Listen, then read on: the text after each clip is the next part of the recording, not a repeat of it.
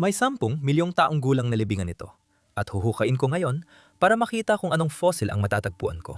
Milyong-milyong taon na ang nakalipas. Ang lambak na ito ay tahanan ng iba't ibang kamanghamanghang mga nilalang at ngayon ay patay na silang lahat. Pero kung maglalakad ka sa paligid, makakakita ka pa rin ng mga labi na nakakalat. Ang una ko nadaanan ay ang gulugod ng isang pating. Ito ang fossilized na vertebra ng isang malaking pating, malamang isang great white o isa pang malaking uri ng pating. Pagkatapos ay may nakita kong isang napakagandang bagay na nakapatong sa pampang at nang pulutin ko ito, isa pala itong malaking ngipin ng pating. Ngayon, ito ay ngipin ng bagong silang na megalodon, ang pinakamalaking pating sa mundo.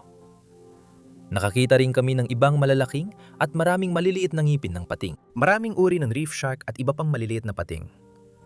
Habang naghuhukay ako sa lambak, mas marami akong natuklasang kakaibang bagay. Isa ito sa paborito kong nakita. Isang dambuhalang ngipin ng mako shark na tinatayang 7 milyong taon ng tanda. Ang mga ngipin ng mako shark na ganito ay talagang napakabihira. Mas bihira pa kaysa sa mga ngipin ng megalodon. Sa pagtatapos ng araw, may napansin ako sa ibabaw ng aking sifter screen na talagang ikinagulat ko. Isang napakalaking 2.5 pulgadang ngipin ng great white shark. At sa kasamaang palad, ito ay basag sa ilang bahagi. Pero ang ngipin ng pating na ito ay tiyak na